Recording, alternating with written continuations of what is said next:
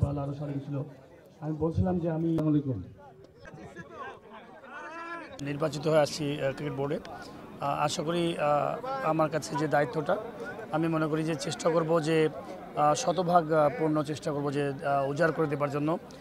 আপনি জানেন যে বিগত সময়গুলোতে 2000 সাল টেস্টে যখন আমরা পাই, তারপর থেকে 2025 আমার মনে হয় ক্রিকেট এগিয়েছে, বাট খুব একটা মাঝে হয়তো আপ অ্যান্ড ডাউন হয়েছে। কিছু কিছু ভালো ভালো সিরিজ জিতেছি, হোমে মানে অ্যাওয়েতেও জিতেছি, বাট আরও যে গতিটা হওয়া উচিত ছিল সেই গতিটা আমার মনে হয় যে খুবই কম ছিল।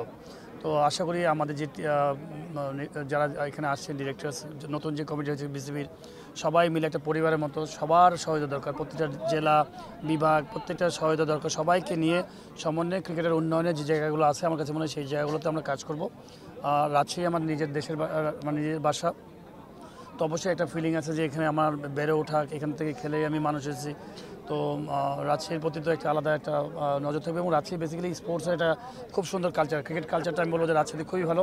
তো সবাইকে নিয়ে সুন্দরভাবে অনেক কিছু করতে হবে, গোটা দেশের ক্রিকেট উন্নয়নের জন্য কাজ করতে হবে। তো আই হোপ যে কেবল তো আমরা দায়িত্ব নিয়েছি, আশা করি খুব শীঘ্রই আপনি দেখতে পারবেন যে আমরা অনেক ভালো ভালো পরিকল্পনা করছি, এবং আশা করি এগুলো মাঠের মধ্যে বা ফিজিক্যালি হয়তো দেখবেন যে ইমপ্লিমেন্ট করাগুলো দেখবেন। তো খুব শীঘ্রই হয়তো রাজশাহীর একটা ভালো নিউজ আসতে পারে আমি মনে করি, বিকজ আমাদের মধ্যে একটা কমিটমেন্ট হয়েছে, আমরা ডিরেক্টর যারা ছিলাম, যে আমরা আগে যেমন ছিল যে যার মতো করে ইচ্ছা মতো কথা বলতো মিডিয়াতে, আমরা চেষ্টা করছি যে না, যার যেটা ডিপার্টমেন্ট সেই হয়তো মুখপাত্র হিসেবে কথা বলবেন। তো আমি এই জন্য এখনই কিছু বলতে পারছি না, বাট আমি মনে করি যে আমরা রুট লেভেলে যে চিন্তা করছি, ক্রিকেট বোর্ড চিন্তা করছে যে রুট লেভেলে খেলাগুলোকে ছড়িয়ে দেওয়ার জন্য। তো অলরেডি আমাদের একটা বেশ বড় মিটিং হয়েছে, আশা করি সামনে আরও মিটিং হতে থাকবে এবং চলতে থাকবে, যে আমরা জেলা পর্যায়ে বিভাগ পর্যায়ে খেলাগুলোকে বাড়ানোর জন্য।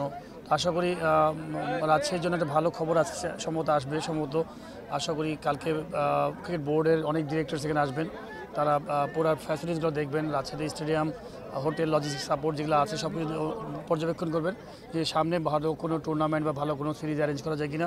আই হোপ যে অনেক ভালো পজিটিভ সাইড আছে, তো আশা করি ভালো কোনো কিছুই নিউজ হয়তো আসবে রাজশাহীর জন্য।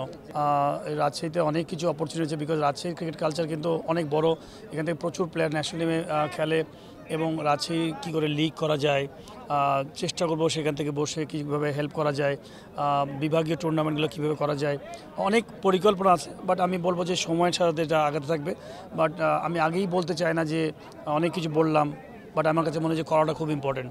তো বেশি বলার চাইতে আমার মনে হয় ইমপ্লিমেন্ট করাটা খুবই ইম্পর্টেন্ট।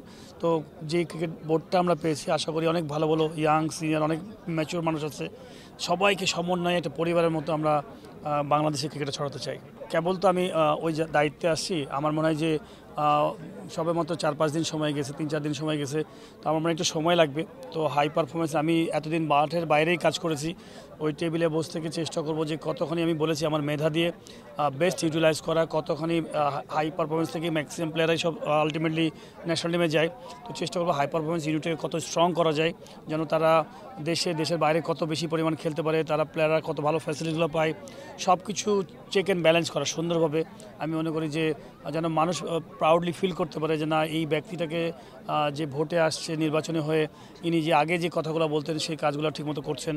তো আমি আশা করি আপনাদের সবার দোয়া ভালোবাসা থাকলে ইনশাল্লাহ আমি শিওর যে আমরা সুন্দর ক্রীড়াঙ্গনকে জায়গায় তুলতে পারবো।